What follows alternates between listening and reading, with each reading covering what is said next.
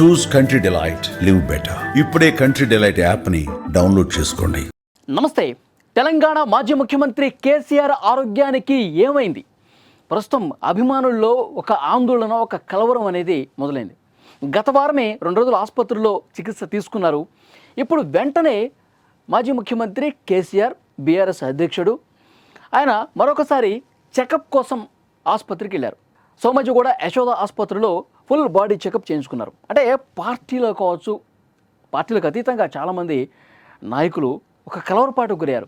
ఎందుకు వెంటనే కేసీఆర్ అనారోగ్యానికి గురవుతున్నారు, వెంటనే ఆసుపత్రికి వెళ్లాల్సిన పరిస్థితి ఎందుకు వచ్చింది? ఈ ఆందోళన అనేది చాలామందిలో కనిపించింది. ఒకసారి గత వారం చూసుకుంటే చాలా తీవ్రమైన చర్చ జరిగింది రాష్ట్ర వ్యాప్తంగా. 2 రోజుల పాటు ఆసుపత్రిలో ఉండేసరికి కేసీఆర్కి ఏమైంది, కేసీఆర్ ఎందుకు అనారోగ్యానికి గురయ్యారు? గతంలో ఎప్పుడూ లేనంతగా కేసీఆర్ గారు బలహీనంగా కనిపించారు. గతంలో ఎప్పుడూ లేనంతగా అంటే నడవలేని పరిస్థితికి వచ్చారు. వెంటనే ఆసుపత్రిలో అడ్మిట్ చేశారు. కుటుంబ సభ్యులు కూడా ఆందోళనకు గురయ్యారు. కవిత గారు కావచ్చు, కేటీఆర్ కావచ్చు, హరీష్ రావు కావచ్చు, భార్య శోభ కావచ్చు, వీళ్ళందరూ కూడా చాలా టెన్షన్గా కనిపించారు. గత వారం 2 రోజుల పాటు ఆసుపత్రిలో ట్రీట్మెంట్ తీసుకున్నారు కదా, ఆ సందర్భంలో. ఎందుకంటే అంతకుముందు ఎప్పుడూ కూడా కేసీఆర్ అంత వీక్గా కనిపించలేదు, అంత ఆందోళనగా కనిపించలేదు. కనీసం కాసేపు కూడా నిలబడలేనటువంటి పరిస్థితిలో యశోద ఆసుపత్రికి వచ్చారు గత వారం. వైద్యులు పరీక్షలు చేస్తే తేలింది ఏంటంటే కేసీఆర్ గారికి బ్లడ్ షుగర్ లెవెల్స్, రక్తంలో చక్కెర స్థాయిలు అనేవి ఎక్కువగా ఉన్నాయి. అలాగే సోడియం స్థాయిలు చాలా తక్కువ ఉన్నాయి, ఉన్నంత స్థాయిలో లేవు. అదే ఏ పారామీటర్స్తో అయితే ఉండాలో, ఏ స్థాయిలో అయితే ఉండాలో అందులో హెచ్చుతగ్గులు చాలా తీవ్రంగా కనిపించాయి. అందుకే డాక్టర్లు కూడా సజెస్ట్ చేశారు, 2 రోజులు మీరు ఇక్కడ ఉండాల్సిందే, ఇక్కడ ఉండి మీరు ట్రీట్మెంట్ తీసుకోవాల్సిందే.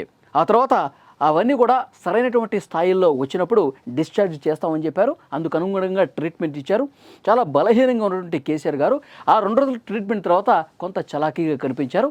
ఆ స్థాయిలు కూడా, చక్కెర స్థాయిలు, సోడియం స్థాయిలు మళ్ళీ కంట్రోల్ అయిన తర్వాత ఆయన యథావిధిగా డిశ్చార్జ్ అయ్యి ఇంటికి వెళ్ళినటువంటి పరిస్థితి ఉంది.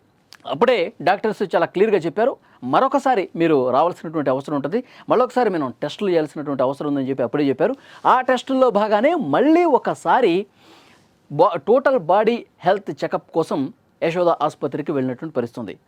సో ఇప్పుడు తాజాగా చేసినటువంటి టెస్టుల్లో ఈ బ్లడ్లో షుగర్ స్థాయిలు, సోడియం స్థాయిలు ఎప్పుడు కంట్రోల్లోకి వచ్చాయి కదా, అవి అదే స్థాయిలో ఉన్నాయా, మళ్ళీ ఏమైనా హెచ్చుతగ్గులు ఉన్నాయని చెప్పి మరొకసారి టెస్ట్ చేశారు.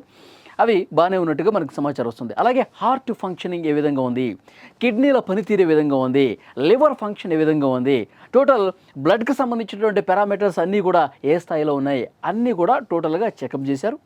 మరికొన్ని టెస్టులు మరికొన్ని రోజుల తర్వాత చేద్దాం. ఇప్పటివరకు చేసినటువంటి టెస్టులు కూడా అన్నీ సాధారణ స్థాయిలోనే ఉన్నాయి, నార్మల్గా ఉన్నాయి, ఎలాంటి ఆందోళన చెందాల్సినటువంటి అవసరం లేదు అని చెప్పి డాక్టర్స్ చెప్పినట్టుగా తెలుస్తుంది.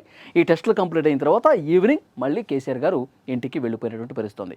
సో ఇట్లా తరచుగా ఆయన ఆసుపత్రికి వెళ్ళటం, టెస్టులు అని చెప్పడం, ట్రీట్మెంట్ తీసుకోవటం అభిమానుల్లోనే కాదు, సో ఆయన పార్టీలకు అతీతంగా అభిమానించే వాళ్ళు చాలామంది ఉన్నారు, కార్యకర్తలు, నాయకులు. సో డెఫినెట్గా వాళ్ళు కేసీఆర్ యోగక్షేమాల గురించి సమాచారం తెలుసుకుంటూనే ఉన్నారు, కుటుంబ సభ్యులతో మాట్లాడుతూనే ఉన్నారు. ఎప్పుడైతే ఆయన గత వారం 2 రోజుల పాటు ఆసుపత్రిలో ఉండాల్సి వచ్చిందో, బెడ్ మీద ఉండి ఆయన ట్రీట్మెంట్ తీసుకోవాల్సిన పరిస్థితి వచ్చిందో, వెంటనే ఆందోళనకు గురైనటువంటి వాళ్ళు ముఖ్యమంత్రి స్థాయి వ్యక్తులు కూడా, రేవంత్ రెడ్డి గారు కూడా కుటుంబంతో నేరుగా మాట్లాడారు.